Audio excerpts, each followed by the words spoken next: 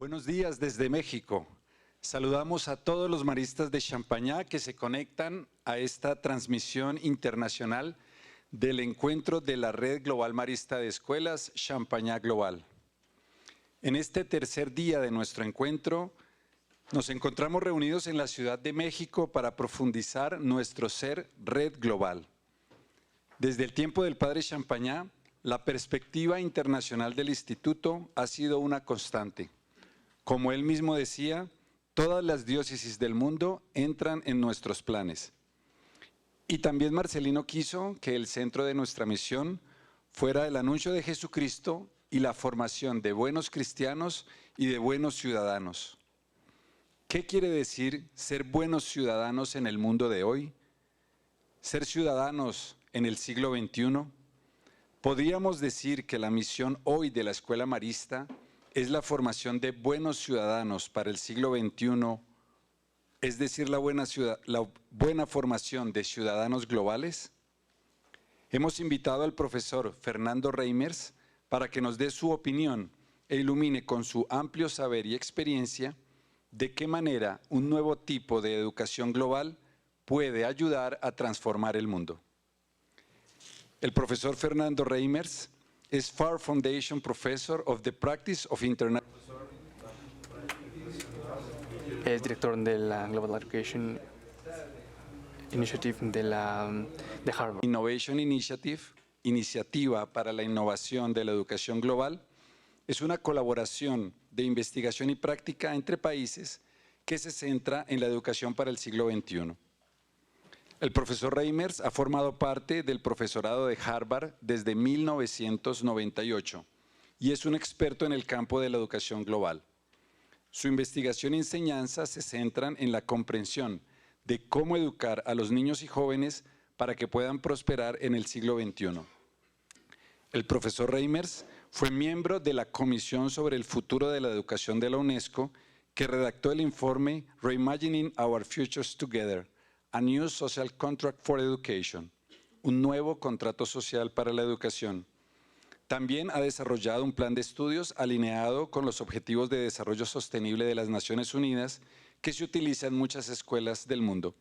Su trabajo actual se centra en la innovación educativa y en el impacto de la política educativa, el liderazgo y el desarrollo profesional del profesorado en la educación que apoya el desarrollo holístico de niños y jóvenes.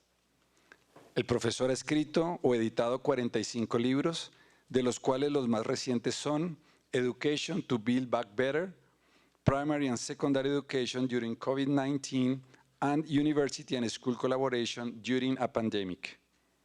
Profesor Reimer, muchas gracias por aceptar nuestra invitación. Para nosotros es un gran honor tenerlo con nosotros. Damos la bienvenida al profesor Fernando Reimers con un fuerte aplauso.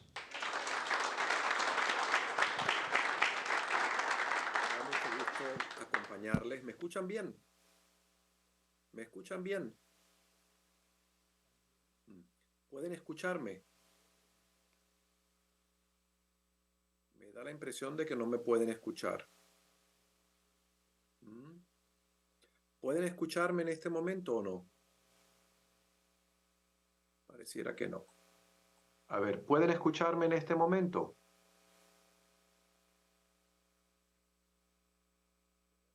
¿Pueden escucharme en este momento? ¿Me escuchan?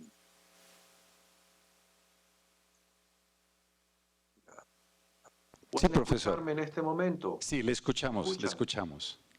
Ahora me escuchan. Bueno, muchas gracias, Padre Rojas, por la invitación y por la amable presentación. Me da tanto gusto acompañarles en este encuentro de los colegios maristas del mundo, entre otras cosas porque yo hice parte de mi educación en Venezuela, el país donde nací, donde crecí, en el Colegio El Rosal, que había sido fundado por una persona que había sido un hermano marista y que había enseñado en el Colegio Cervantes y luego en el Colegio Champañá y que dejó la orden porque se casó y tuvo su familia.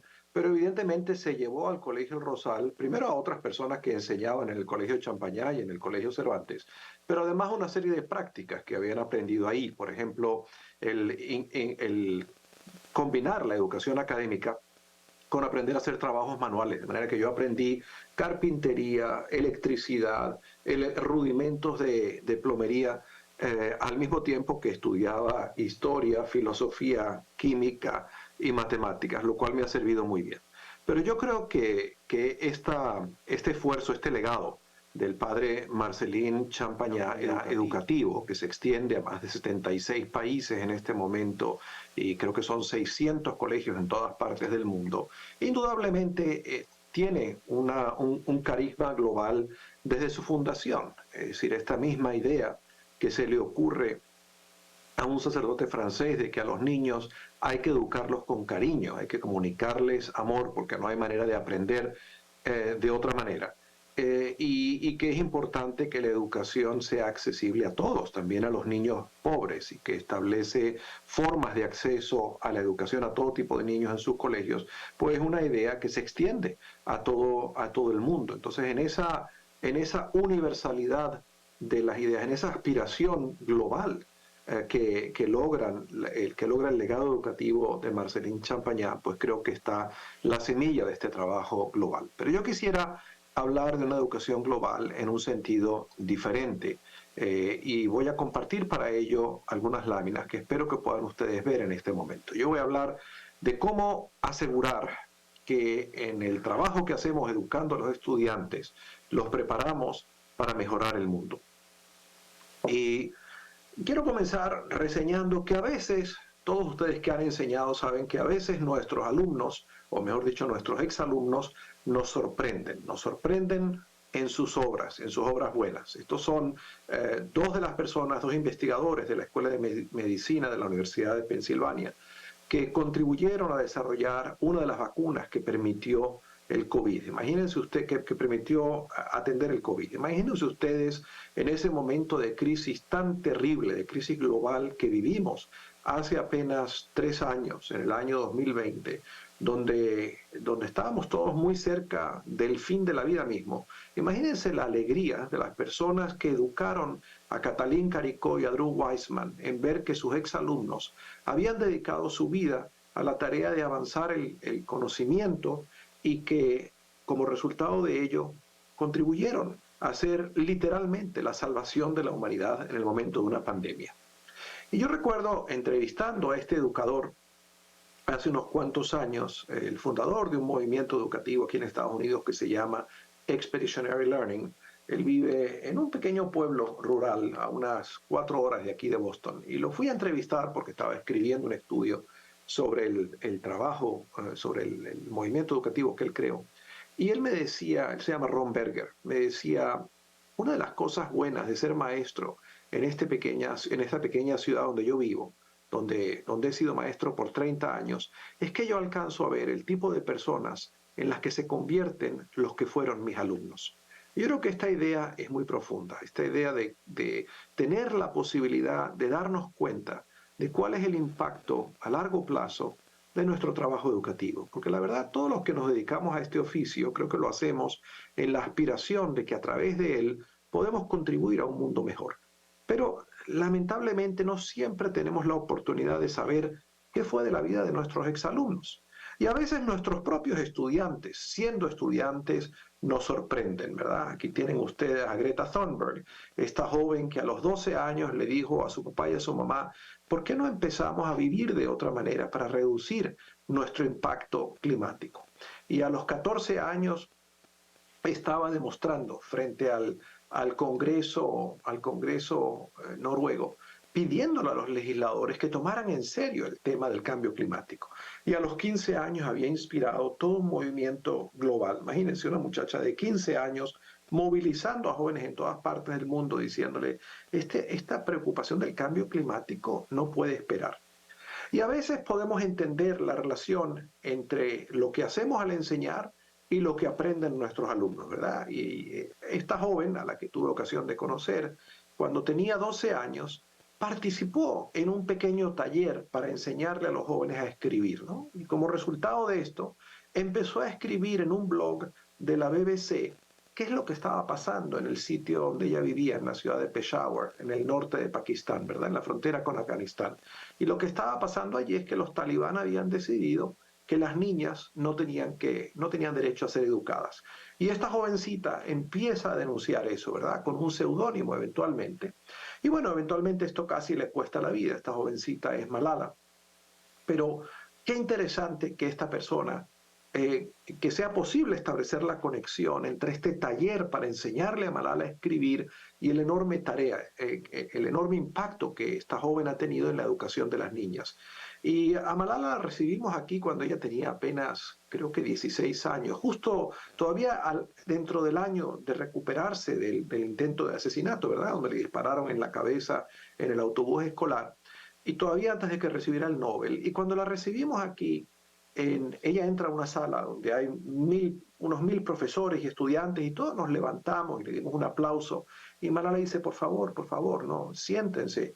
Yo no quiero que ustedes piensen que yo he hecho nada extraordinario. Y lo que pasa es que en un contexto de gran injusticia, cuando nadie hace nada, la voz de una sola persona puede hacer una gran diferencia, ¿verdad? ¿Qué mensaje más importante para escuchar para toda la facultad de aquí de Harvard y los estudiantes? Que en un contexto de gran injusticia, donde nadie hace nada, la voz de una persona puede hacer una gran diferencia. Y qué bonito para la persona que organizó este taller en el que Malala realmente aprendió a escribir, a expresarse, y a quien conocí, poder darse cuenta de la conexión entre eso que ella le enseñaba, que ella le enseñó, y el enorme impacto que tuvo Malala. Y bueno, a veces nuestros profesores, nuestros exalumnos nos recuerdan en qué les fallamos, ¿verdad? Este edificio es la Escuela de Ciencias de la Computación en la Universidad de Stanford. Y el edificio se llama el William J. Gates Building of Computer Science. Y ustedes se pueden imaginar por qué lleva el nombre de Bill Gates este edificio, porque Bill Gates dio la plata. Y Bill Gates solamente puso una condición. Él no pidió que le pusieran su nombre, pero él dijo, yo quiero que este edificio me lo construyan aquí, enfrente al lugar desde donde está tomado esta foto, que es el Departamento de Matemáticas de Stanford. Y justamente la oficina que está enfrente de este edificio es la oficina de un profesor que cuando Bill Gates era estudiante aquí en Harvard, aquel profesor de Stanford estaba aquí como profesor visitante. Y a Bill Gates le fue muy mal, sacó una F en ese curso. Y en parte, cuenta Bill Gates, esa mala experiencia, ¿verdad?, en ese curso fue la que hizo que él decidiera que él no regresaba a terminar su licenciatura aquí en Harvard, y abandonó los estudios y se dedicó a crear su compañía, ¿verdad?, y a tener el impacto global. De manera que esta es una forma en la que Bill Gates todas las mañanas saluda a su viejo profesor y le recuerda y le dice, ¿te acuerdas de mí? Entonces, ¿qué mensaje, verdad?, para ese profesor que evidentemente no supo conectar con Bill Gates, el recordarse la oportunidad que perdió, el que su exalumno le recordara la oportunidad que perdió de ser una parte de la vida de este hombre que ha tenido un impacto enorme, no solamente en la industria de tecnología, sino en el mundo entero a través de su trabajo filantrópico. Y bueno, a veces deberíamos preguntarnos qué les enseñamos a nuestros alumnos, ¿verdad? Esto es un grupo de personas neonazis desfilando en la ciudad de Charlottesville, donde está la Universidad de Pensilvania, ¿verdad? Y yo me pregunto, ¿reflejan un movimiento creciente en el mundo, lamentablemente no solamente en Estados Unidos, de gente profundamente intolerante, que piensa que el que piensa diferente, que el que tiene una raza diferente, que el que tiene un color de piel distinto, que el que tiene una religión distinta, pues no tiene derecho ni a existir, ¿verdad? Por eso son neonazis. Y yo me imagino que las personas que fueron los maestros de estas personas deben estar reflexionando en profundidad y decirse qué fue lo que no les enseñamos a esta gente, ¿verdad?, que están viviendo con tanto odio. Y bueno, de esa misma manera, pues uno se da cuenta de los descalabros que están ocurriendo en el mundo, ¿verdad? En la fotografía aquí a mano izquierda superior, tienen ustedes lo que se convirtió en un verdadero movimiento en el mundo, de personas que dijeron, no, aquí no hay que hacerle, durante la pandemia, aquí no hay que hacerle caso a las autoridades sanitarias. El usar máscaras, eso es una decisión de cada quien. Imagínense usted el disparate, ¿verdad? En un momento de una pandemia, cuando las autoridades sanitarias le dicen, por favor, contribuyan a no propagar este virus, que haya gente que dijera, bueno, yo tengo la libertad de propagarlo si me da la gana, ¿verdad? Y como resultado de esa opción, que tomaron muchos, pues resulta que el número de muertos de COVID en este país, en los Estados Unidos, es muy superior a lo que hubiera sido necesario. Y es muy superior por elecciones que tomaron personas. Y aquí a mano derecha superior tienen ustedes un cantante muy célebre, Kanye, hoy en día se llama Ke, que lamentablemente, pues últimamente le ha dedicado a propagar ideas antisemitas, ¿verdad? Como que no tuviera conocimiento de la historia y a dónde lleva eso. Y el resurgimiento del antisemitismo en el mundo, de verdad debería preocuparnos mucho a todos, ¿verdad? Porque sabemos a dónde llevó eso en el caso de Alemania, al holocausto, ¿verdad? Que trató de exterminar al pueblo judío. Y luego tienen aquí en la fotografía inferior a mano izquierda, pues el recuerdo cotidiano, ¿verdad? De que estamos destruyendo el planeta por nuestra manera de vivir, de consumir a través del impacto en el cambio climático. Y aquí a mano inferior derecha tienen ustedes, pues esta gente que decidió en la última transición política en este país que ellos no iban a aceptar los resultados de las elecciones, desgraciadamente animados por el expresidente Trump. Y bueno, se metieron al Congreso a ver si ahorcaban al vicepresidente y ahorcaban a la presidenta de la Cámara Baja, ¿verdad? Y bueno, yo espero que quienes fueron los profesores de estas personas, quienes les dieron clases en primer grado, en segundo, en tercero y en bachillerato, estén haciendo un examen de conciencia y diciendo, ¿y qué fue lo que no les enseñamos a estas personas que andan por el mundo propagando tanto odio y haciendo tanto daño, ¿verdad? Bueno, esa es la idea de este informe al que se refería el padre Carlos Alberto Rojas, que ha producido la Comisión sobre los Futuros de la Educación de UNESCO y que invita a reimaginar juntos nuestro futuro, un nuevo contrato social para la educación, y en cuya comisión pues tuve el placer de servir, de la cual fui miembro. El informe que les invito a leer tiene tres partes. La primera parte dice cuáles son los principales desafíos que confrontamos como planeta. Dice, bueno, el primero es el desafío a la idea misma de los derechos humanos por el resurgimiento de estas ideologías exclusionarias que le niegan al otro, al que es diferente, el derecho mismo a existir y por supuesto a ser diferente. Y lo cual es la base, obviamente, de la violencia, de las peores formas de violencia, incluidos los intentos, digamos, de exterminio, de aniquilación del que es distinto. Segundo, la amenaza a la democracia como forma de vida en el mundo. Tercero, la creciente pobreza y desigualdad en el mundo, el cambio climático. Esa es la primera parte del informe. Y entonces el informe dice, bueno, esto, por supuesto que concierne a la educación, esto concierne al trabajo de los maestros, esto debería requerir que cada educador se haga la pregunta, ¿y qué tengo que enseñar yo? ¿Cuáles son las capacidades que tengo que desarrollar en mis estudiantes para que cuando sean egresados sean parte de la solución y no parte del problema? Y para hacer eso, dice el informe, hay que reimaginar la cultura misma de la escuela. Hay que reimaginar qué significa enseñar, aprender y cómo hacerlo. Y bueno, finalmente dice cuáles son las acciones catalíticas que nos van a permitir reimaginar la escuela.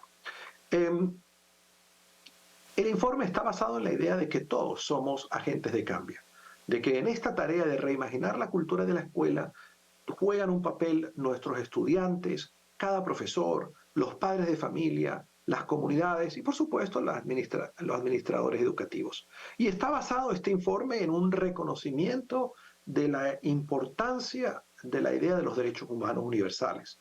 Y lo que busca el informe es que este reimaginar de la educación pues logre que la educación sea auténtica y relevante. ¿Qué significa que sea auténtica? Que el estudiante entiende de qué manera lo que está aprendiendo en la escuela se relaciona con lo que observa fuera de la escuela.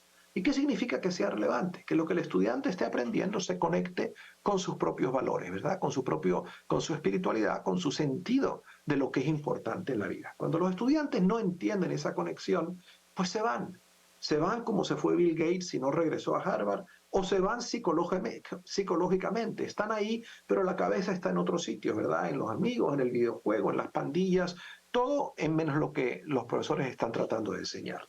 Y para reimaginar la educación, el informe dice, bueno, hay que repensar la pedagogía misma, el currículum, la organización misma de la escuela, cómo colaboramos con los demás, la profesión docente, qué significa esto de ser maestro, cómo ejercitamos esta profesión, y finalmente la construcción de un ecosistema que conecte a la escuela con otras instituciones educativas. Ahora, toda tarea de enseñar, cuando yo doy una clase, cuando yo enseño mi curso, yo lo hago basado en dos hipótesis. Todo acto educativo está basado en dos hipótesis. La primera es la hipótesis que dice, bueno, si yo enseño A, mis alumnos van a aprender B. Y la segunda hipótesis es, y si mi alumno aprende B, las consecuencias para mi alumno serán X, Y y Z, ¿verdad? Pero a veces nuestras hipótesis no tienen los resultados que buscamos. Hace un par de años me dediqué a leer todas las evaluaciones que encontré sobre la efectividad de los programas para educar a personas, a estudiantes en bachillerato sobre cambio climático. ¿Y qué me encontré? Que la mayor parte de estos programas, no solamente cuando son evaluados, la evaluación demuestra que no solamente estos programas no son efectivos, sino que son contraproducentes. Que resulta que les enseñamos a los jóvenes la ciencia de cambio climático y los jóvenes concluyen diciendo, bueno, sí, esto es una tragedia, pero esto es tan complicado que no hay nada que yo pueda hacer. Y entonces desarrollan una especie de nihilismo. Esta educación los desempodera de verse como parte de la solución del problema. Pero en esas evaluaciones me encontré unos estudios muy interesantes de una profesora noruega que resulta que dijo, bueno, ¿qué tal si combinamos la enseñanza sobre la ciencia del cambio climático con involucrar a los estudiantes en alguna actividad experiencial que les permita hacer algo, por pequeño que sea, que haga una diferencia? Y entonces cuando ella evalúa experimentalmente qué diferencia hay entre enseñarles a unos grupos de muchachos simplemente la ciencia del cambio climático frente a enseñarles la ciencia del cambio climático combinada con esta actividad experiencial, los dos aprenden la ciencia del cambio climático. Pero solamente el segundo grupo de muchachos desarrolla la esperanza de que ellos pueden hacer algo al respecto y de que este futuro, digamos, de un mundo destruido por el cambio climático no es inevitable, que depende de lo que hagamos. Qué interesante, ¿no? Entonces, esto simplemente para reconocer que a veces uno con las mejores intenciones en verdad hace daño. No solamente no logra lo que quiere, sino que hace daño. Bueno, los que tengan interés en leer más sobre este tema pueden buscar este libro, que está publicado también en español. En inglés se pueden descargar gratuitamente, Education and Climate Change, y el primer capítulo presenta esta evaluación, y luego el resto del libro tiene una serie de currículum desarrollados con mis estudiantes para enseñar agencia en relación al cambio climático, y el libro está publicado también en español. Bueno, no hay duda de que la educación efectiva es auténtica y relevante. Miren, hace varios años yo hice un estudio de unos programas de educación ciudadana en México que habían desarrollado exalumnos míos que crearon en México una organización que se llama Vía Educación. Vía Educación está basada en Monterrey, aunque trabajan en diversos sitios. Y lo que Vía Educación, en el momento que empezaron a trabajar hace ya más de una década, dijeron, aquí la verdad, la educación cívica no sirve para nada, porque le enseña a la gente un conocimiento completamente memorístico sobre el ordenamiento legal, pero no le da las capacidades para ser un ciudadano efectivo, comprometido, participativo. Entonces ellos dijeron, ¿qué tal si le enseñamos a los profesores cómo involucrar a los muchachos en una tarea simple de identificar un problema en su comunidad y de resolverlo? Y así les enseñamos cívica. Entonces me dijeron, ¿por qué no evalúa de forma objetiva el impacto de lo que estamos haciendo? Entonces, igual que la profesora de Noruega que evaluó estas dos maneras de enseñar cambio climático, aquí evaluamos dos maneras de enseñar educación cívica. Una, digamos, enseñar los contenidos del currículum, que son buenos en México, pero muy teóricos, y otra, este ejercicio que les decía. Y bueno, y encontramos efectivamente, es solamente cuando los muchachos tienen una práctica, tienen la posibilidad de integrar lo que están aprendiendo académico con su práctica y pueden reflexionar sobre ello, que desarrollan de verdad la competencia para hacer, el saber hacer, el conocimiento procedimental y no solamente el conocimiento conceptual. Y en esta evaluación, lo que a mí más me sorprendió no es solamente el enorme impacto de una cosa tan sencilla como poner muchachos a resolver problemas, sino la conciencia que los muchachos desarrollaban a partir de ahí. Esta evaluación la hicimos en unas escuelas en Acapulco y en unas escuelas en las afueras de Monterrey. Para los que conocen México, entienden lo que significa esta diferencia, ¿verdad? Ambas en zonas marginales, ambas niños pobres, pero obviamente los de Guerrero mucho más pobres que los de Monterrey. Y entonces me acuerdo en una escuela en Acapulco, preguntarle a estos jovencitos, que eran muchachos de octavo de educación básica, o sea, muchachos de 14, 15, 16, 17 años, porque hay mucha sobredad en el México rural, ¿no? Y estos muchachos habían escogido este proyecto. Y dijeron, no, nosotros decidimos que había que traer agua a la escuela. En esta escuela había letrinas, pero no había agua. Y entonces, bueno, nos pusimos a investigar cómo buscar agua y resulta que aquí, a una cierta distancia de la escuela, había una señora que tenía un pozo en su casa. Y fuimos a hablar con la señora a ver si ella nos permitía sacar agua 1 hora al día y llevarla al colegio. Sí, pero ¿cómo se van a llevar el agua aquí? No se preocupe. Total que estos muchachos hicieron un proyecto de reciclaje de basura, rescataron unos fondos, compraron una pequeña bomba portátil con unas mangueras de tela. Todos los días llevaban 1 hora de agua a la escuela. Y yo le dije a los muchachos, y los muchachos estaban fascinados con esto. Y yo les dije, bueno, y de todos los problemas que ustedes han podido resolver, ¿por qué se interesaron en este problema? Pero bueno, le vamos a explicar, profesor. En verdad nadie quiere estar en una escuela donde las letrinas no tienen agua, ¿verdad? Donde no se puede usar el baño. Pero especialmente las muchachas, cuando tienen su periodo, cuando tienen las reglas, ninguna muchacha con la regla que está menstruando quiere ir a una escuela que no tiene agua. Y entonces las muchachas tienen que perder clase, ¿verdad? 3, 4, 5 días. Y así todos los meses. ¿Y qué pasa si usted pierde clase una semana al mes, todos los meses? Que pierde el curso. Entonces los muchachos decidieron que eso no era justo, que no era justo que las niñas tuvieran menos oportunidad de aprender porque no había agua. Entonces imagínense el desarrollo moral que permitió esta experiencia para estos muchachos, la profundidad de este pensamiento de la importancia de la igualdad de género y de cómo ellos pueden avanzar la igualdad de género simplemente trayendo agua a una escuela que no tiene agua, ¿verdad? Bueno, ese es el valor de la educación. Ahora, aquí hay un texto que yo les recomiendo mucho que lo lean, del profesor Lorina Anderson, que se llama, creo que está traducido al español, Task, Teaching and Learning, Improving the Quality of Education for Economically Disadvantaged Students. Tareas, aprendizaje y enseñanza, mejorando la calidad de la educación para estudiantes pobres, ¿verdad? Y este trabajo sintetiza años de investigación que básicamente dice, miren, la educación efectiva es aquella que consiste en tareas que tienen sentido para el estudiante, que tienen un propósito claro, donde el aprendizaje es auténtico, relevante y significativo. Y donde el profesor básicamente guía al estudiante a aprender, pero no está dando un discurso todo el tiempo, ¿verdad? Bueno, ¿por qué es importantísimo hacer esto? Porque la mayor parte de los profesores no lo hacen. La mayor parte de los profesores son expertos en echar un rollo, ¿verdad?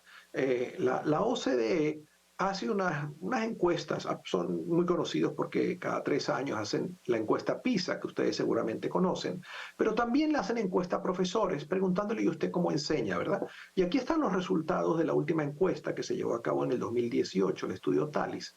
Y básicamente lo que estos resultados enseñan es que la mayor parte de los profesores hacen el tipo de cosas que está bien cuando el profesor es el centro de la clase, cuando el profesor va a dar una conferencia, pero son muy malos organizando actividades que pongan a los estudiantes a resolver problemas concretos. Entonces, por ejemplo, cuando le pregunta a y el resultado de eso es que los estudiantes terminan pues bastante desorientados. Esta misma encuesta le preguntaba, en la encuesta PISA le preguntaba a los muchachos, ¿y ustedes están satisfechos con su vida? Y miren qué triste los resultados, ¿verdad? En promedio, solamente 3 de cada 4 jóvenes están satisfechos con su vida. Y en algunos países es mucho más bajo, ¿verdad? En México, donde el porcentaje es de los más altos, solamente el 80%. ¿Cómo es posible que el 20% de los jóvenes de 15 años que están en la escuela no estén satisfechos con su vida? Y bueno, en sitios como Turquía, ni que se diga, ¿verdad? Solamente el 44% están satisfechos con su vida. Lo mismo en Japón. La misma encuesta de PISA le preguntaba a los jóvenes, ¿y usted ha sido victimizado por sus compañeros en la escuela? Y en promedio, 1/3 parte de los muchachos son victimizados en la escuela. Imagínense usted si a Marcelín de Champañá le preocupaba la manera en que los profesores de su época trataban a los niños, de lo mal. De ahí le salió este asunto de la pedagogía con amor, de verdad, de que a los niños había que comunicarles que eran queridos y que Dios los quería y tratarlos bien porque nadie va a aprender. Y resulta que estas instituciones que hemos construido tan maravillosas que son las escuelas, son una fábrica de violencia.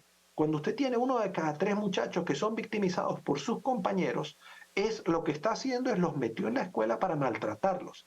Y después se preguntan cómo salen tantos muchachos desquiciados, ¿verdad? A hacer locuras en el mundo. Bueno, si es que lo que vivieron fue abuso en su propia escuela y desgraciadamente abuso frente al cual muchos profesores se hicieron los tontos, ¿verdad?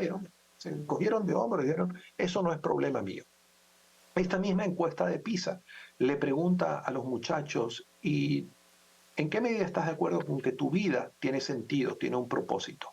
Y de nuevo, la cantidad de niños que no le ven sentido a su vida, ¿verdad? Vean aquí en la mano derecha. Fíjese, Finlandia, tan celebrado en tantos sentidos, solamente 2 de cada 3 muchachos a los 15 años le ven sentido a su vida. Digo, ¿cómo es posible que en esta generación, que es la más privilegiada en la historia de la humanidad, los que están en la escuela, estos no son los que no están en la escuela, solo 2 de cada 3 en Finlandia le ven sentido a su vida? Es decir, esta escuela fracasó, una escuela que a los 15 años no le permite al muchacho descubrir un propósito, descubrir que su vida puede ser en servicio de un propósito mayor a sí mismo, pues produce un muchacho que va a andar perdido por la vida, ¿verdad? Bueno, y yo creo que esto tiene que ver con lo que se enseña y cómo se enseña, y con lo que no se enseña. Entonces, esta encuesta de Talis a la que me refería, pues muestra que sí, la mayor parte de los profesores, cómo no, ellos dan unas conferencias y dicen que ellos resumen lo que dijeron en la clase anterior y que especifican cuáles son las metas de la enseñanza y le explican a los estudiantes lo que quieren que aprendan y le explican cómo lo que están aprendiendo de nuevo se relaciona con lo que aprendieron antes. Pero lo que no hacen la mayor parte de los profesores es darle a los estudiantes un problema que no tenga una solución obvia. Imagínense qué tragedia. Imagínense lo bajito que es el porcentaje de profesores que dicen que ellos le dan a los estudiantes tareas que no tienen una solución obvia. Entonces, claro, después nos sorprendemos que ocurre la pandemia y la mayor parte de los muchachos estaban perdidos, si es que nunca habían aprendido a ser autónomos, nunca les dieron un verdadero desafío intelectual. O hay un porcentaje mayor de profesores que le dicen a los estudiantes, les enseñan a pensar críticamente, pero no, por ejemplo, poniéndolos a trabajar en pequeños grupos a resolver un problema. Imagínense usted hoy en día, hablaba el padre Carlos Alberto Rojas, que ustedes son una orden que valora la colaboración. Y la colaboración es importantísima, porque ¿qué problema importante se puede resolver sin colaboración? Y bueno, ¿cómo puede usted aprender en colaboración si no tiene una práctica de colaboración? Y fíjense aquí, el porcentaje, pequeño porcentaje de maestros que dicen que ellos ponen a sus estudiantes a trabajar en pequeños grupos a resolver problemas. No sé cómo irán a aprender colaboración, será por osmosis o será porque alguien les dé una conferencia sobre la importancia de colaborar. Imagínense lo pequeños que son, lo bajo que es el porcentaje de profesores que dicen que ellos dejan que los alumnos decidan cómo resolver problemas. Otra vez un porcentaje bajísimo. ¿Y cómo van a aprender a resolver problemas si no tienen una práctica? De nuevo, al preguntar a los profesores, y usted le da a sus estudiantes una tarea que requiera por lo menos una semana, bajísimo el porcentaje. En Estados Unidos, 1 de cada 3 profesores. Entonces yo no sé cómo estamos preparando a los estudiantes para la vida si no los ponemos a trabajar en grupo, a resolver problemas, no les damos desafíos que duren más de una semana, no les damos desafíos que no tengan una solución obvia y después nos sorprenden, ¿verdad? Que los estudiantes salgan un poco perdidos, que no le vean sentido a su vida, que no sepan resolver problemas o que no puedan aprender cuando no pudieron ir a clases, ¿verdad? Bueno, pero si es que para eso los preparamos y por añadidura los metimos en unas escuelas donde 1 de cada 3 los van a maltratar sus compañeros y los profesores no brillan por su ausencia. Bueno, esto es un preámbulo a una conversación sobre cómo hacer la educación más relevante. Y para mí, hacer la educación más relevante es tomar en serio los objetivos de desarrollo sustentable. Los objetivos de desarrollo sustentable nos dan una visión, lo que se llama la Agenda 2030, de un mundo en donde cabemos todos y donde resolvemos nuestras diferencias sin violencia y donde nos relacionamos con la Tierra de una manera sustentable, ¿verdad? Es decir, lo opuesto a esos grandes desafíos a los que se refería este informe sobre los futuros de la educación de UNESCO. Y yo creo que esto se puede enseñar, y lo creo no porque me lo he imaginado, sino porque llevo 10 años desarrollando currículum y trabajando con cientos de miles de profesores y de sistemas educativos haciéndolo. Y lo que yo voy en los siguientes minutos a hacer es explicarles cómo hacer esto relativamente sencillo. Y esta es la invitación del informe de los futuros de la educación, ¿verdad? Bueno, esta es la comisión, estos son los 2 informes anteriores sobre los futuros de la educación, a los que no me voy a referir. Este informe es nuevo, en que a lo que invita es a un proceso de co-construcción con ustedes, con toda la red de colegios maristas en el mundo, a decir, bueno, y esto para nosotros, ¿cuál es la hoja de ruta para nosotros como red y para cada uno de nosotros como institución? ¿Cómo vamos a llevar esto a la práctica? Es decir, este informe es una invitación a un diálogo sobre estos 5 puntos de cambio a los que me refería, de cómo reimaginar la pedagogía, el currículum, la organización de la escuela, la profesión y el ecosistema. Y estos son 3 recursos, me alegra muchísimo. Entiendo que ustedes han hecho una pequeña edición del segundo de estos libros, ¿verdad? Empoderar estudiantes para la mejora del mundo en 60 lecciones. Pero básicamente lo que he estado haciendo con mis colaboradores y con todos los profesores con los que he colaborado en esta tarea es decir, cómo se lleva esto a la práctica. Y bueno, empezando por este currículum, lo que hicimos aquí, en lo que llamamos el curso del mundo, fue primero empezar diciendo, bueno, hay que empezar por el final, ¿verdad? ¿Cuál es el egresado que nos imaginamos? Hay que desarrollar estos proyectos, este aprendizaje experiencial al que me refería hace un momento, donde el énfasis está en aprender a partir de la acción. Hay que desarrollar un espectro amplio de capacidades. Hay que ayudar a que los estudiantes vean las conexiones entre las diferentes disciplinas y sobre todo que desarrollen agencia, que se vean a sí mismos como parte de la solución, que descubran el enorme poder que ellos tienen como individuos y como miembros de comunidades de transformar el mundo, ¿verdad? Y bueno, vamos a tomar los objetivos de desarrollo sustentable y los derechos humanos como foco, ayudando a los estudiantes a descubrir esto, haciendo el tipo de cosas que mis exalumnos estaban haciendo en México, cuando le decían a los estudiantes, a ver, identifiquen ustedes algún problema en su comunidad y resuélvanlo. En el libro doy más detalles sobre cuáles son estas características de un egresado de bachillerato, digamos, que tiene competencias globales, pero no me voy a detener en esto porque se me hace corto el tiempo y quiero tener un poquito de tiempo para la discusión, pero esto ustedes lo pueden leer en el libro que entiendo que han reproducido, ¿verdad? Y que han recibido todos ustedes. Y si no, pueden encontrar este libro en línea, es muy fácil de encontrar. Pero básicamente lo que hice aquí fue llevar a la práctica esta idea que yo les anticipaba, de que todo acto pedagógico está apoyado en 2 hipótesis. Si yo enseño A, mi alumno va a aprender B, y si mi alumno aprende B, las consecuencias para el alumno y para su comunidad y para el mundo son X, Y y Z, ¿verdad? Entonces, las 2 hipótesis sobre las que se basa este curso del mundo son la de que si logramos unos egresados que tienen estas características, lograremos esta visión inclusiva a la que invitan los Objetivos de Desarrollo Sustentable. Y a la que invita, por cierto, me imagino que ustedes conocen la encíclica Laudato Si, y si la lean encontrarán la enorme congruencia entre esa encíclica y la visión inclusiva del mundo a la que invitan los ODS, ¿verdad?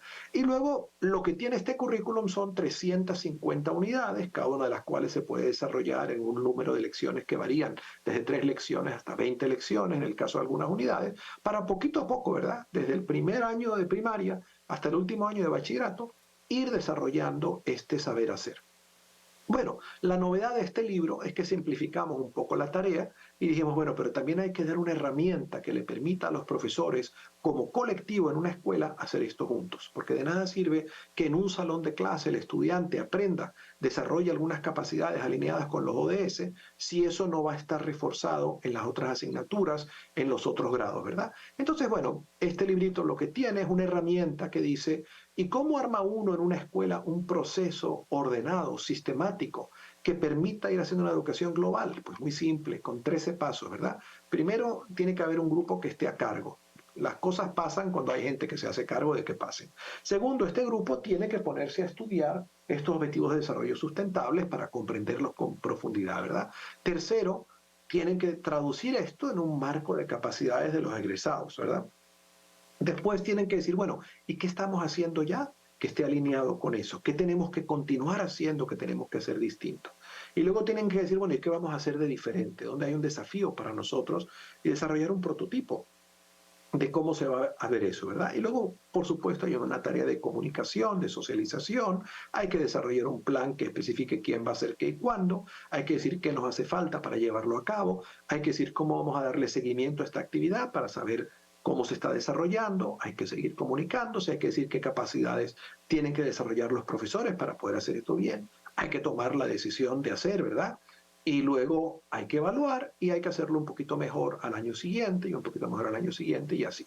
Y básicamente lo que esto hace es un proceso sistemático, visible, público, para evaluar las 2 hipótesis, ¿verdad? Si enseño A, mis alumnos van a aprender B, las consecuencias sean C.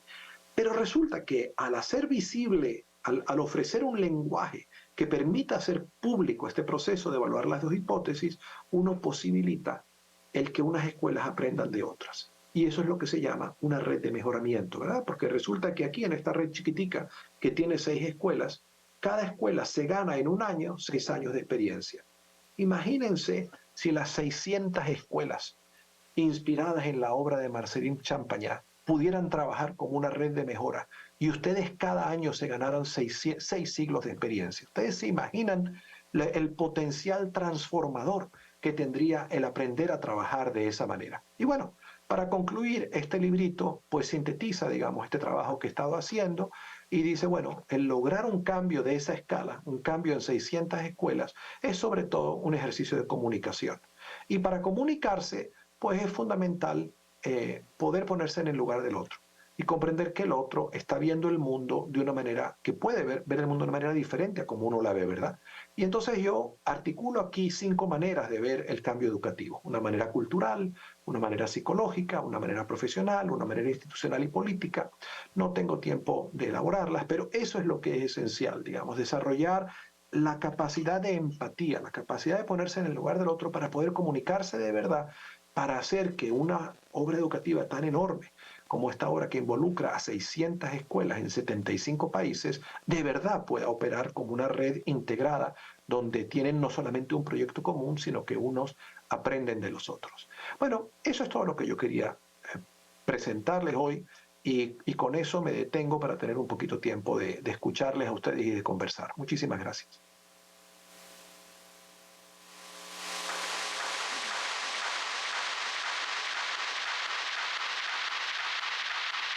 Profesor Reiner, muchas gracias.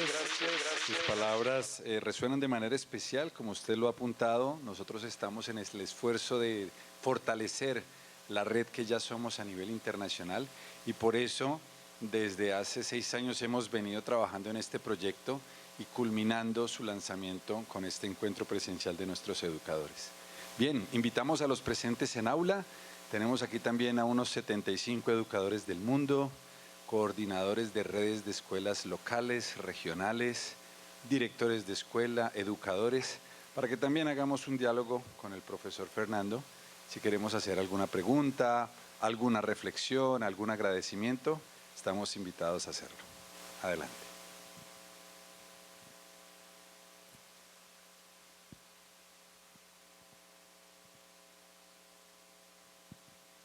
Muy bien, tenemos aquí al hermano Alex. Saludas al profesor, te identificas y vamos allí. Gracias, Alex.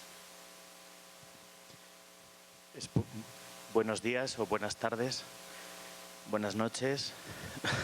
Buenos días en donde estoy. Son las 11 de la mañana aquí. Muy bien. Lo primero, agradecer su intervención. Me ha parecido muy interesante alguna de sus ideas. Quería preguntar, usted se ha dicho que qué hemos hecho con algunos de los alumnos para que hayan acabado como han acabado con esas ideas. Y usted decía qué fue lo que no les hemos enseñado. ¿Qué papel tiene la familia en todo esto?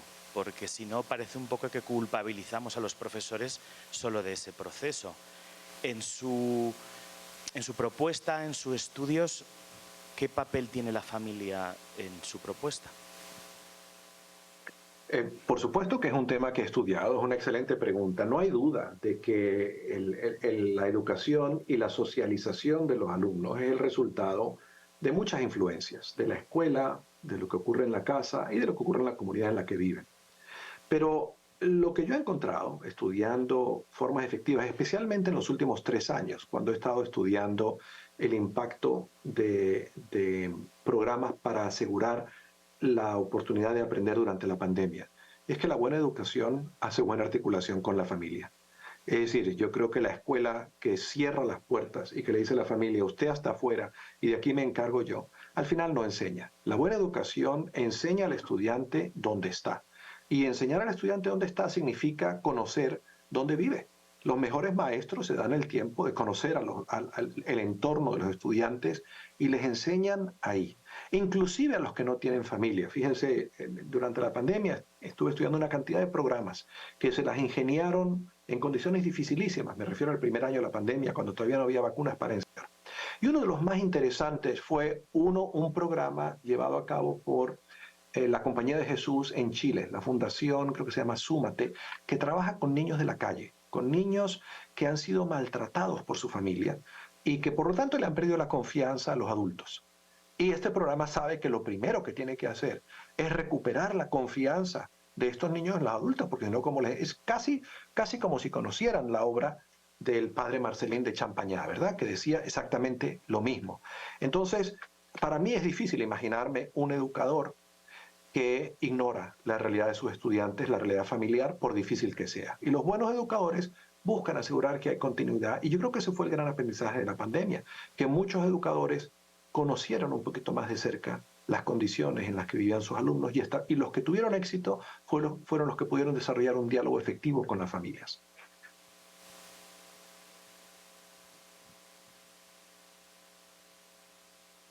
Hola, buenos días o buenas tardes. Buenos días. En relación a la pregunta anterior, una duda que también me agradecería que nos pudiera ayudar. Nosotros somos un colectivo de 600 colegios alrededor del mundo, que quiere decir que están en sociedades también muy diversas. El impacto cultural a la hora de proyectar una visión global, marista, para aplicarla en un conjunto de escuelas, en relación a la sociedad que desenvuelve cada escuela de las escuelas, ¿cómo nos puede ayudar?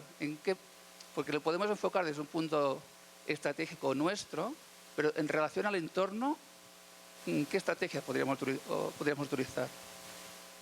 Sí, lamento no haber podido detenerme un poquito más sobre este último libro, Educar Ciudadanos Globales, porque precisamente una de las perspectivas es esta perspectiva de tomar en cuenta la cultura de los alumnos. Entonces, no hay duda de que cualquier obra educativa que ocurre en 70 países tiene que tomar en cuenta cuáles son las normas, cuáles son los valores, tanto del lugar, del país, como de las familias específicas. Sin embargo, yo creo que cuando yo digo que la Comisión de Educación hace una invitación a reconocer los derechos universales de las personas, está adoptando una perspectiva que no es relativista desde el punto de vista cultural, sino que dice, hay ciertos derechos, hay ciertas características que nos hace humanos porque somos miembros de la misma especie. Entonces, por ejemplo, yo creo que esta idea de Champagnat, de que demostrarle a los niños cariños, de que comunicarles que son queridos, habla de una universalidad. Es decir, Champagnat era un francés, pero esto no es una idea que sirva solamente para los niños franceses. Esto es una idea que sirve para los niños en cualquier parte del mundo. Y desafortunadamente todavía hay muchas sociedades, como me refería yo al hablar de la violencia dentro de las escuelas, en donde esta idea es un poco tabú. Esta idea de expresarle a los niños que son queridos, alguna gente dice, no, esto a mí no me toca, esto no es tarea de la escuela. Entonces, yo creo que hay un balance que hay que lograr, hay un equilibrio que hay que lograr entre conocer el contexto cultural donde están los niños y entender cuáles son las normas, digamos, que definen la cotidianidad de este sitio, y al mismo tiempo entender que la función de la educación es también garantizar ciertas condiciones de humanidad universal. O sea, la misma idea, por ejemplo, de que todos tienen derecho a la educación, no hay duda de que desafía algunas concepciones culturales en algunas sociedades que dicen, no, quienes tienen derecho a la educación son los niños de una cierta casta, o los niños, pero no las niñas. Y la tarea del educador es decir, ¿cómo puedo yo ir cambiando en este sitio esa concepción para que al final esta idea del derecho universal de la educación sea reconocida? Y yo creo que aquí el ser miembro de una red global ayuda mucho. Es decir, imagínense, yo no sé si ustedes tienen colegios en Afganistán. Ojalá que hubiera colegios maristas en Afganistán. Y yo desearía que si ustedes tienen colegios maristas en Afganistán, no se quedarían de brazos cruzados frente a un gobierno del Talibán que ha decidido de repente que las niñas no van a aprender, sino que ustedes estarían ingeniándoselas, buscando la manera de decir cómo aseguramos que las niñas son educadas, aún en este momento tan bárbaro de retroceso en ese derecho fundamental que tienen las niñas a ser educadas. Y yo esperaría que si ustedes tienen colegios maristas en Afganistán, quienes están haciendo esa tarea tan difícil, se sintieran apoyados, se sintieran fortalecidos porque se saben miembros de algo mucho más grande que una escuela en Afganistán. y encontrarían el apoyo, la solidaridad de sus colegas en otros lugares que dirían, vamos a buscar la manera de educar a las niñas. Y les doy esto como un ejemplo, ¿verdad? En otros lugares, pues son niños de cierta religión los que son marginados, los que son abandonados. Y yo esperaría, o de cierta casta, o de cierta condición socioeconómica. Y yo esperaría que esta obra educativa inspirada en el legado de Champagnat estuviera comprometida con el derecho universal de todos los niños y de todas las niñas, independientemente de su religión, de su condición social, de su casta, de su raza, de su etnicidad, ¿no? Bom dia, professor Fernando. Fernando, yo vengo de Brasil y yo agradezco por nos ayudar a pensar nuestro proyecto educativo que haga sentido para nuestros días. Como yo dije de la realidad de Estados Unidos, también en Brasil vivimos una transición de gobierno que hay una disputa de ideología derecha e izquierda. Y este problema llegó en nuestras escuelas y tenemos mucha dificultad para trabajar con los alumnos y con las familias. Si trabajamos cuestiones por la campaña de fraternidad del próximo año, que es sobre el hambre, somos dichos como comunistas, estamos hablando del hambre. ¿Cómo puedes ayudar, dar un camino? ¿Cómo lidiar con este problema que toca nuestra misión educativa de derecha, izquierda y radicales en Brasil? Es una excelente pregunta. Yo creo que la polarización política que está ocurriendo en muchas sociedades democráticas es la principal amenaza a la viabilidad de la democracia. Y por polarización política lo que quiero decir es el desarrollo de la identidad política requiera la negación de la perspectiva del otro. Es decir, había un tiempo, digamos, en este país, en los Estados Unidos, en donde las personas podían tener distintas identidades políticas, pero reconocer que su identidad política era una de las múltiples dimensiones de la identidad de las personas y de que era posible encontrarse con el otro, con el que tenía una ideología diferente, y sobre la base de ese encuentro, de ese reconocimiento, pues negociar acuerdos políticos que son los que permiten al fin y al cabo gobernar. Y yo creo que hace unos 20 años, pues un grupo de gente radical en partidos de diversa índole decidieron que no, que había que reafirmar profundidad la identidad política y que uno en el otro no podía ni siquiera darle el derecho de expresarse. Y esto nos está haciendo muchísimo daño en este país, coloca verdaderamente a la democracia en riesgo. Y qué lástima escuchar que ustedes tienen lo mismo. Ahora, yo creo que la escuela tiene la función sobre todo la escuela en sociedades democráticas, de crear esos espacios que les permiten a las personas escucharse. Y cuando digo a las personas me refiero no solamente a los alumnos, me refiero también a los padres. Crear un espacio donde los padres se escuchen. Y yo creo que esto es perfectamente posible. Cuando hay, primero lo que tiene que haber son foros que se reúnan frecuentemente, no para discutir la identidad política, sino para discutir el problema del hambre. Para discutir el problema del hambre no en sentido general global, sino el hambre que está en la comunidad detrás de la escuela, en el pueblo de al lado, el hambre que nos rodea.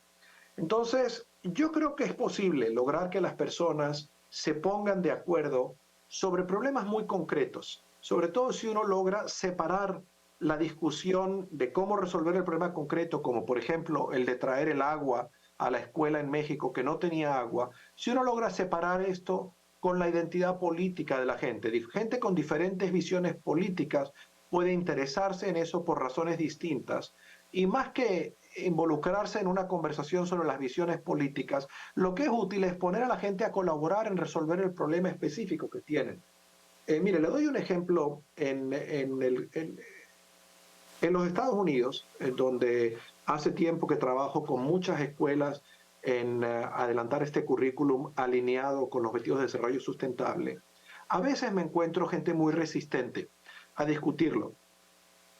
Yo creo que porque piensan que lo que esto refleja es una ideología política. Y lo que yo he logrado es, les doy un ejemplo, en una escuela privada muy exclusiva, digamos, muy de élite, con la que he estado trabajando por varios años, me decía en básicamente lograr que ellos implementaran un currículum de ciudadanía global. La directora me decía, estoy teniendo dificultades con un grupo de profesores que son muy reacios a esto. Yo les decía, bueno, vamos a trabajar con esos profesores. Y organizamos un taller donde invitamos a los profesores que estaban más opuestos a hacerlo y los pusimos a colaborar en desarrollar planes de clase, lecciones. Y me acuerdo al final de ese taller, uno de los principales opositores a este trabajo, el jefe del departamento de ciencia, un químico, me vino a ver, me dijo, profesor, muchas gracias por este taller de este día, porque me doy cuenta que yo llevo 3 años peleando este currículum sin entenderlo. Yo lo entendía, digamos, a este nivel de abstracción.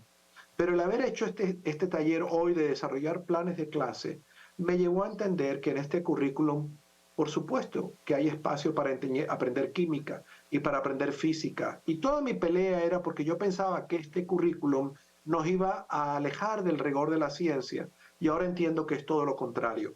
Entonces, a veces nos enfrascamos en peleas sobre lo que no entendemos, lo que no conocemos bien, porque nuestras discusiones ocurren a 10.000 kilómetros de altura.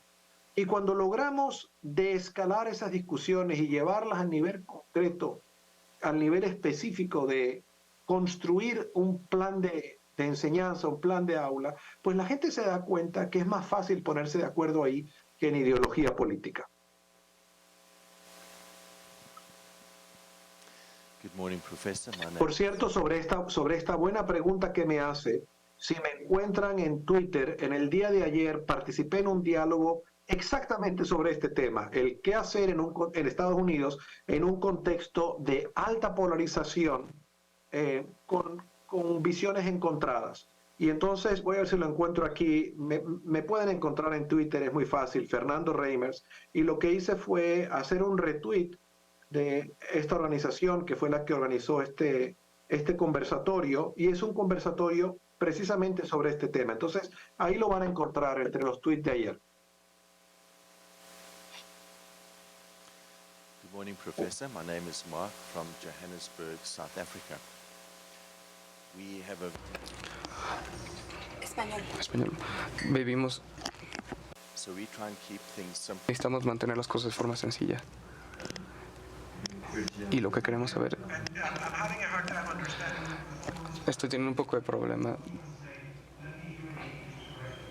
That I can understand. Please go ahead. Yeah. So my name is Mark from Johannesburg in South Africa, and we have 11 official languages and a very complex society. We try and simplify things for our students, and our vision for our students is to prepare them for any future. When we read lists and lists and lists of competencies, we can read 20, 30 of them, but in your experience, the top 2 or 3 competencies are to prepare students for any future. Thank you. Yeah. Thank you for the question. I don't think that there are 2 or 3 competencies, but what I think is immensely valuable, having seen that for a school, is to engage in a conversation where teachers discuss what are the competencies that we want our graduates to master. And sadly, many schools don't do that. They have a very general idea of what they hope will characterize the student, but they can translate that activity into specific competency. So my answer to your question, I'm afraid, is that it takes 180 competencies, and they are presented in the book, which I believe you have received, and both of them are available in English and in many other languages. And it's just 3 pages in those books that name what in my experience are the competencies required. So I wish I could give an answer to your question, which is that there are 2 or 3 competencies. I don't believe there is such a thing, because I do think humans are complicated creatures, and they live in a complicated ecosystem. And if we're going to prepare ourselves to be a force for good and not the opposite, we need to be intentional in trying to do more than one or two things.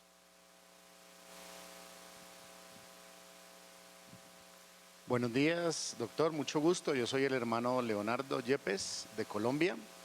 Quiero agradecer pues sus aportes en esta conferencia, lo que nos ha compartido. Yo creo que estamos muy de acuerdo en ir abandonando la idea de que el docente es el centro del conocimiento y el centro del acto educativo.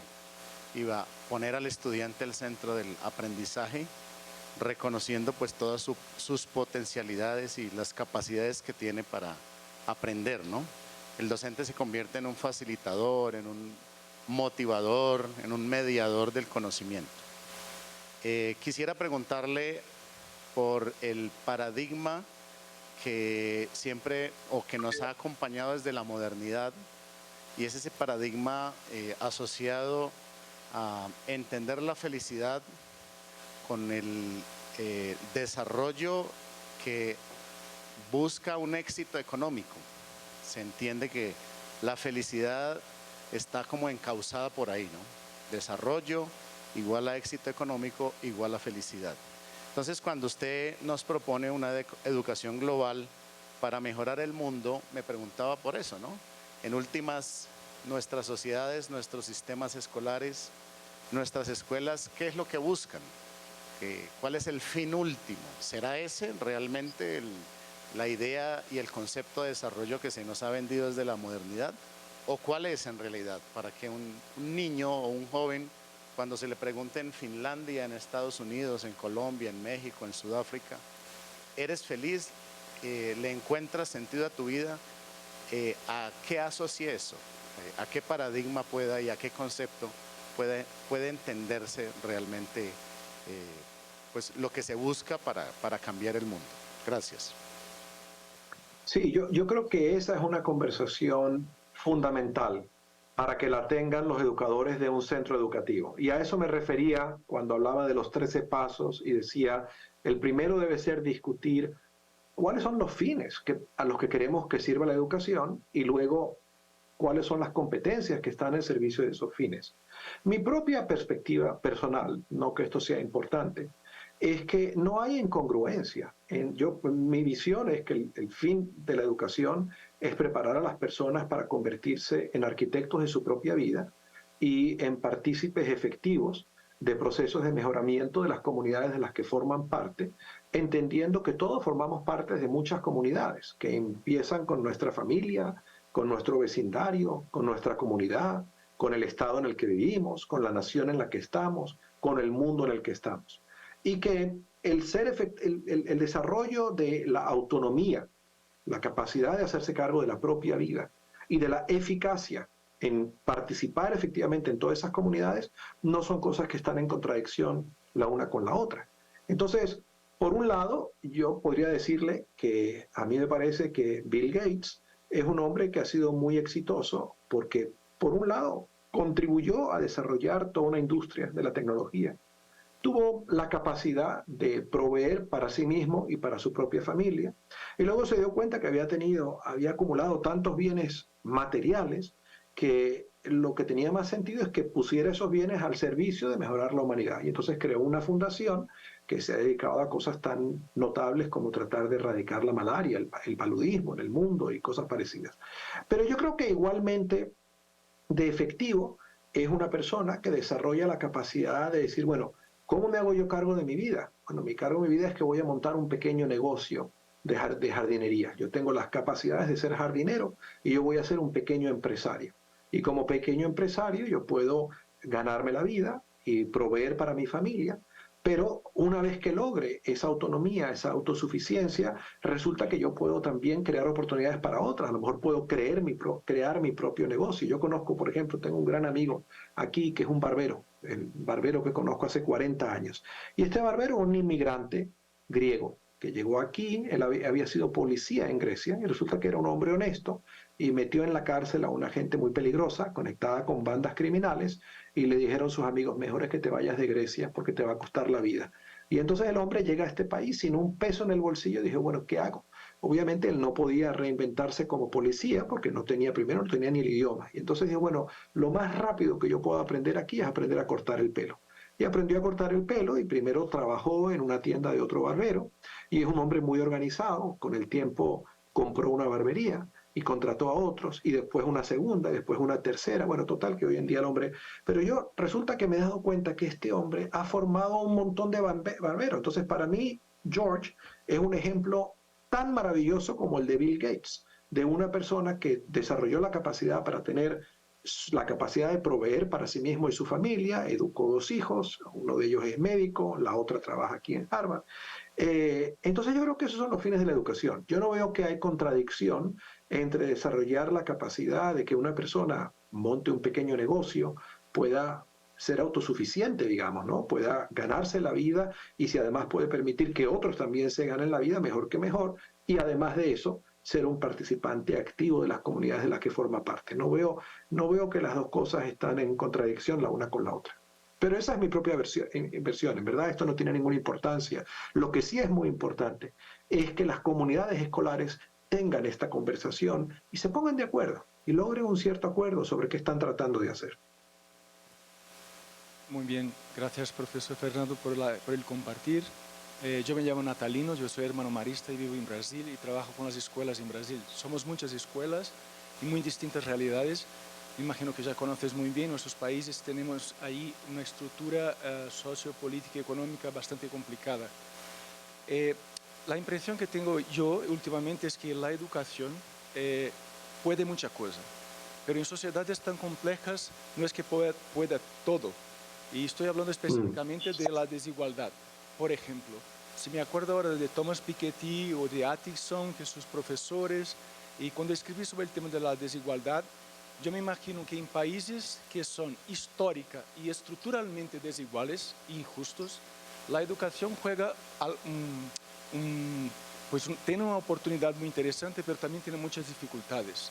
¿Y por qué comparto eso? Porque yo pienso que cuando hablamos de países que tienen la educación como un epicentro, están con algo de ventaja para trabajar esto, pero países como los nuestros, donde hay mucha injusticia y donde podemos encontrar un movimiento político, económico, de una plutocracia, donde una persona, un individuo, maneja más dinero que casi un país, o sea, nos encontramos en situación muy complicada.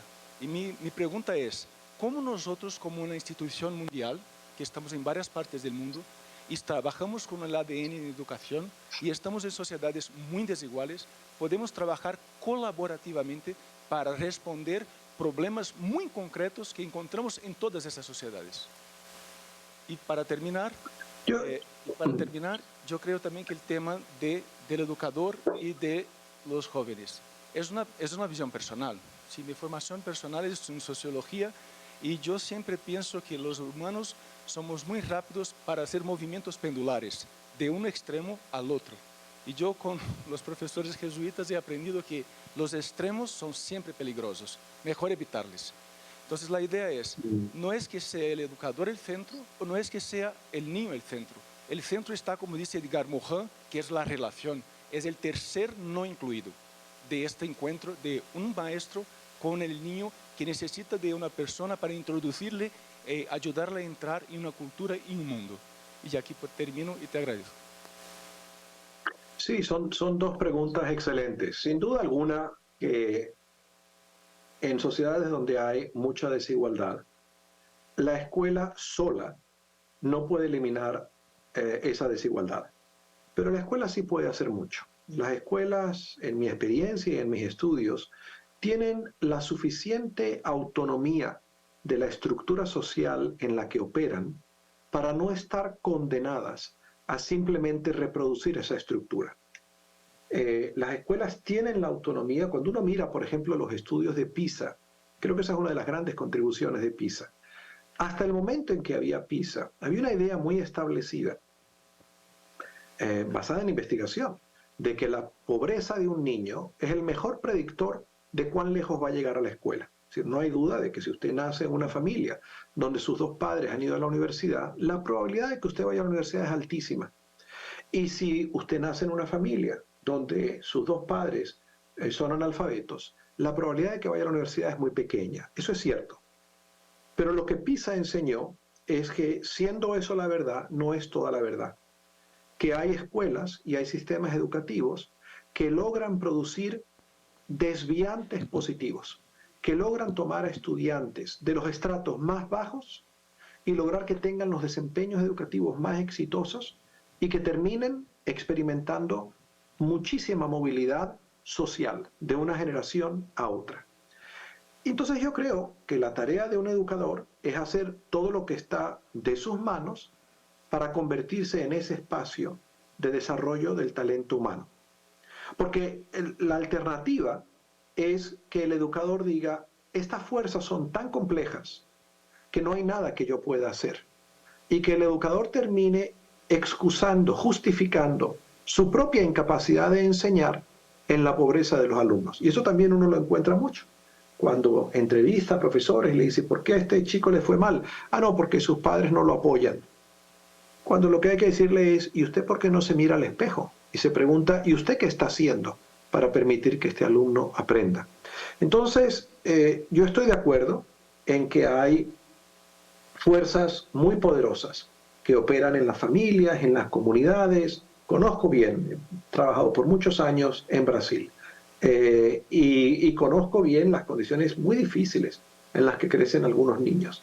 Pero sé también que en Brasil, como en otros lugares, hay ejemplos concretos, y cuando usted mira los resultados de SAEB y usted mira en escuelas por concentración de ingresos, hay niños de origen muy pobre a los que les va muy bien y que pueden experimentar enorme éxito educativo y para quienes la escuela es en verdad el único camino de movilidad social. Porque un niño que tiene otras ventajas en una sociedad como la brasileña, no importa si le va mal en la escuela, va a tener muchas oportunidades de recuperar.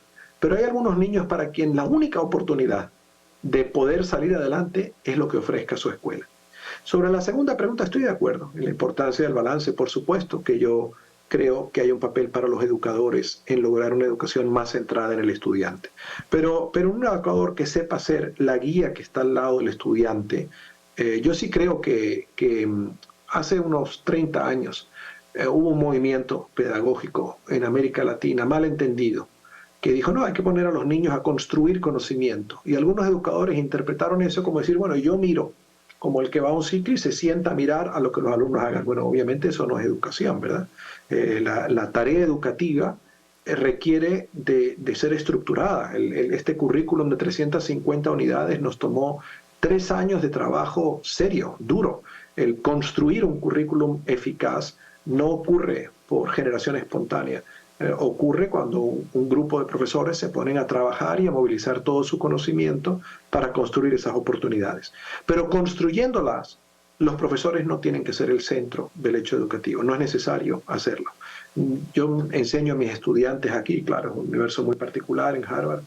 En los dos cursos que enseño, pongo a mis estudiantes a resolver problemas que cuando ellos empiezan a hacerlo, dicen, el profesor Reimer no tiene ni idea. ¿Cómo es que él cree que yo puedo hacer esto? Por ejemplo, durante la pandemia puse a mis estudiantes a colaborar con autoridades educativas en diversas partes del mundo, a ayudar a generar estrategias para continuar enseñando en ese contexto tan difícil. Y algunos estudiantes al principio se sorprendían, ¿no? Y resulta que después, al término del curso, y muchos de ellos años después, dicen, gracias por haber tenido la confianza de que yo podía hacer cosas que yo mismo no pensaba que podía hacer. Entonces yo creo que ese es el papel de una educación que desafía, ¿verdad? El que puede ver en el alumno cosas que el alumno todavía no ve y luego crear, obviamente, los apoyos para que pueda resolver los problemas. Buenos días, doctor. Primero es sentimiento de agradecimiento por las enseñanzas que nos viene dando en esta jornada. Cuando usted indicaba este ejemplo de la Escuela de México, yo decía, es una escuela marista, porque estaba formando a buenos cristianos y virtuosos ciudadanos. Inculcaba valores, igualdad de género, solidaridad y presencia del maestro. He podido identificar 2 aspectos que usted menciona. Primero, la parte que en toda actividad académica debe haber una parte experiencial y debe ser transversal. Identifico esos 2 aspectos fundamentales. Pero ahora va mi pregunta. Soy del área formativa que ve la convivencia en las escuelas de nuestro maravilloso Perú. Y entonces, un tema que capaz usted nos puede orientar, que puede ser algo frívolo aparentemente, pero en muchas de nuestras escuelas, en gran parte del mundo, se producen. ¿Qué importancia tiene, si que la tuviera, que un estudiante o la presencia física o personal del estudiante, el corte de cabello, el uniforme, el que tenga un tatuaje o el que pueda expresar su identidad de género en el proceso de aprendizaje? ¿Hay alguna importancia? ¿Se puede tratar de alguna manera? ¿Qué nos puede decir? A ver, me hace usted 3 preguntas. La primera, no, la escuela que describía no era una escuela marista. Estoy seguro de que si Marcelín Champagnat hubiera reconocido la escuela, hubiera visto en ella lo que era su idea de lo que era una buena educación. Sin embargo, le puedo decir que yo no supondría que todas las escuelas maristas, de las 600 que tienen ustedes, hacen cosas como las que he descrito. Y le digo eso porque yo creo que a veces es fácil para los educadores vivir en una realidad virtual que nos construimos, que refleja nuestros ideales, sin darnos el tiempo de examinar la evidencia. Y por eso le he invitado mucho. Yo tenía un buen amigo que trabajaba en la Universidad Iberoamericana, la mejor universidad jesuita de México, Carlos Muñoz Izquierdo. Y Carlos Muñoz un día hizo un estudio sobre el perfil de los egresados de la metropolitana. O sea, buscó egresados que se habían recibido hacía 5 años, 10, 15, 20, y dijo, ¿qué hacen estas personas y cómo viven? Y básicamente su estudio era ver en qué medida esos egresados reflejaban los valores de la institución. Y los comparó con egresados de otras instituciones. Y su estudio generó un choque en la universidad, porque se dieron cuenta los jesuitas que dirigían la universidad que en verdad ahí no había ningunos valores de San Ignacio. Y yo creo que esa experiencia nos haría muy bien a todos los que enseñamos, el darnos el tiempo de buscar a nuestros exalumnos y de decir qué vida viven y decir qué conexión hay entre eso y lo que yo creo que estoy haciendo. Por eso me refería al ejemplo de Berger, que decía qué bueno es vivir en un pueblito donde uno puede vivir 30 años y puede constatar qué tipos de personas formó. Así que les presento esto como un desafío y como una invitación. Les digo que de principio yo no supondría que si hiciéramos ese estudio de las 600 escuelas maristas, encontraríamos en todas ellas una práctica como la que yo describí.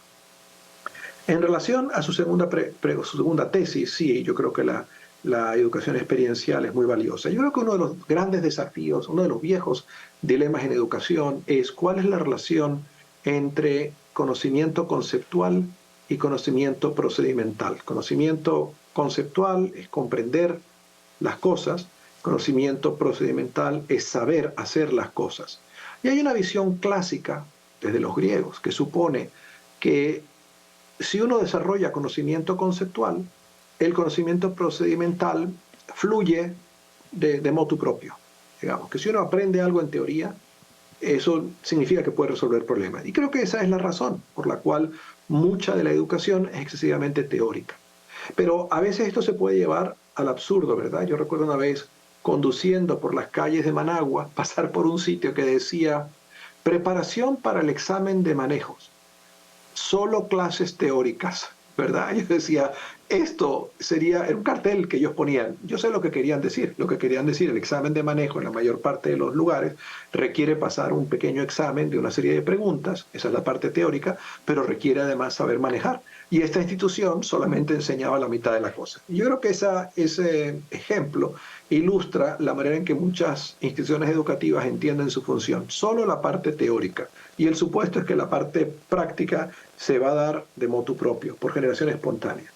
Y yo creo que educadores como John Dewey y otros inspirados en su trabajo, lo que nos enseñaron es que no, es que hay una serie de cosas que solo se aprenden haciéndolas. Y esa es la manera en que yo escojo interpretar este énfasis que tenía Marcelino Champagnat en lo que él llamaba las actividades manuales. Y cuando yo les hablaba en mi propia experiencia de lo útil que había sido para mí aprender a trabajar con mis manos, aprender a trabajar carpintería, aprender a hacer pequeñas reparaciones eléctricas, aprender rudimentos de plomería. Es que yo creo que hay un saber hay un saber que va de la relación, de pasar, uno piensa con las manos cuando resuelve un problema. Y el que ha tenido esa experiencia piensa de otra manera, desarrolla otra manera de entender la relación del conocimiento con la práctica. Sobre su tercera pregunta, que es una en la cual yo no he pensado, pero pensando en voz alta con usted, por supuesto que los estudiantes aprenden mejor donde se saben aceptados. Es decir, un estudiante al que usted le comunica que usted no pertenece a este lugar, va a ser mucho más difícil que aprenda que uno que lo acepta como es y quién es. Y para los estudiantes, a veces, la manera de vestirse expresan su identidad, expresan como ellos quieren su identidad. Entonces, se ponen un zarcillo en la nariz o en la oreja, o se hacen un tatuaje, o deciden vestirse de la manera que sea. Y yo creo que parte de lo que uno le comunica a un estudiante, o sea, esta idea de comunicarle que son queridos, es decir, tú eres querido como eres. Ahora, a veces la manera en que la gente se ve no refleja una escogencia, sino refleja sus posibilidades. Cuando yo crecí, mis padres tenían muy pocos medios económicos y por muchos años yo me vestía con ropa que nos regalaban otros niñitos que vivían en el edificio. Y no era ropa que yo necesariamente hubiera escogido. Para mí la idea de escoger lo que iba a vestirme fue una cosa que ocurrió siendo ya mucho mayor, cuando empecé a dar clases en la universidad, tenía mi propio ingreso. Bueno, cuando era estudiante universitario ya compraba mi propia ropa. Entonces, yo sí creo que es importante que una escuela, por ejemplo, yo he hecho estudios sobre educación rural en Honduras, en donde he encontrado que los maestros se forman impresión sobre el potencial de un niño en base a la ropa que tiene el niño. Y resulta que los niños que no tienen zapatos, que hay muchos, y los niños que tienen pantalones y camisas rotas, el profesor se hace una idea de que va a llegar menos lejos que el niño que está mejor vestido. Y como el profesor se hace esa idea, no le revisa la tarea, no los pone, no les da el mismo tipo de estímulo intelectual que el niño. Entonces yo creo que la pregunta que usted me hace es muy profunda y tiene muchas aristas, porque por un lado yo podría decirle, bueno, yo creo que es importante que quienes hacen una comunidad escolar se pregunten qué papel tiene para nosotros la vestimenta de los niños, su apariencia física y qué le comunica. Y yo creo que eso es una conversación de dos sentidos. La primera reflexión que hay que hacer es qué vamos a nosotros a interpretar a partir de cómo está vestido el niño y de qué manera eso va a influenciar en la manera en que lo tratamos al niño. Y yo creo que eso es una actividad propiamente de formación de los docentes, de examinar sus propios prejuicios, que en sociedades, conozco bien el Perú, una sociedad en muchos sentidos muy clasista, donde las diferencias de clase son enormes y hay una cantidad de gente que se hace ideas del otro en base al color de su piel y en base a la manera en la cual está vestido. Y entonces esas ideas del otro forman la base de un prejuicio que se traduce en cómo trata al otro.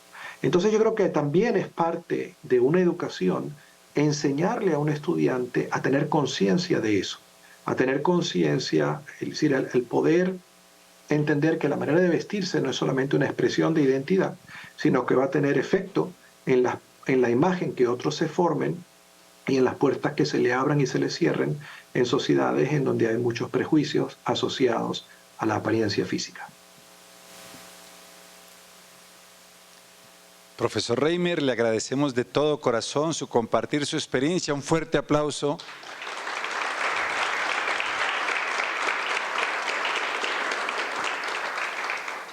Sin lugar a dudas, queremos agradecerle de corazón. Seguiremos en contacto con usted. Quiero hacer público agradecimiento también al padre José Alberto Mesa, el coordinador global de las escuelas jesuitas, la presencia del padre Daniel ayer, de usted el día de hoy, ha sido también por intermedio de la amistad que tenemos entre nuestras congregaciones y seguramente le tendremos en próximas ocasiones. Nuevamente, muchas gracias, un buen día en Boston y buena continuación en sus investigaciones y trabajos. Y de esta manera también despedimos... Muchas gracias por la invitación, gracias a ustedes. Gracias, profesor.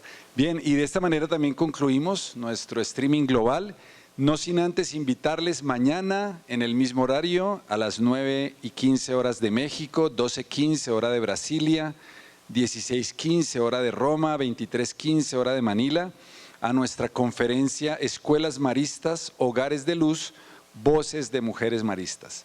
De este modo agradecemos también su participación por nuestros canales de YouTube y de Facebook. Un buen día, tarde, noche para todos. Gracias.